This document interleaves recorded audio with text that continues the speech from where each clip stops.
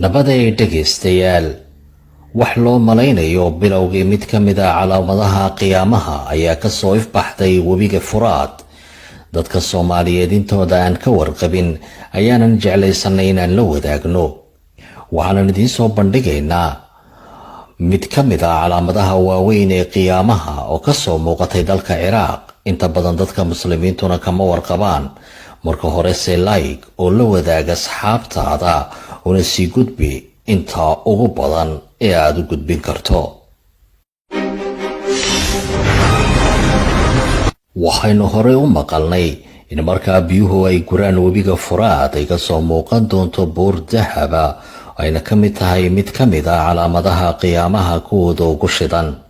waxaana dadku marka ay maqlaan arrinkan ay ku soo qamaami doonaan webiga Furaad waxayna isku dilayaan dahabka. waxaana nebigu sallallahu alayhi wasallam inoo sheegay in lagu dili doono 99% dadka u soo qaraab taga buurtan dahabka sida ku xusan riwaayado badan.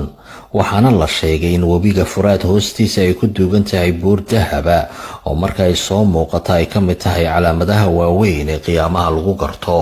waxaana hadda la sheegay in wax u eg dhagax jajaba oo fara badan oo dahaba ay ka soo burqamayaan webiga marka ay guro qaybo ka mid ah webiga Furaad. waxaana loo malaynayaa in dahabkani ka soo maaxayo buurta dahabka ay ku taal webiga Furaad hoostiisa. Abi Hurayra ayaa horey inoogu soo wariyay nebiga sallallahu alayhi wasallam in nebigu yiri saacada qiyaamuhu ma dhacayso ilaa la helo webiga Furaad buur dahaba dadkuna isku diraan. waxaana dhimanaya 99%. waxaana hadda la soo warinayaa in webiga Furaad ay biyihiisu gureen. waa kan wadaadkan inooga waramaya arrinkan isagoo ka sheekeynaya bal sida webigu uu guray.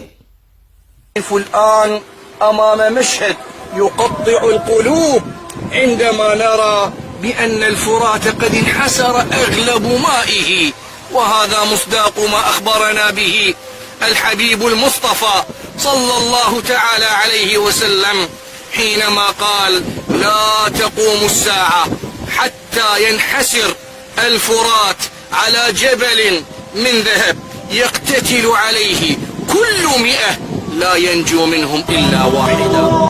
waxaana ka siiyaa badnayd kadib markii idaacaduhu baahiyeen dad soo qaraabtigii webiga si ay u gurtaan dahabka iyo dhagxaanta jajabka ee soo maaxaya markii biyaha webigu guray. يبدأ علي مع شريكه ثائر منذ ظهور أول خيوط النهار عملهم في البحث عن قذاذات الذهب الذي يخرج من مكان تصريف المياه.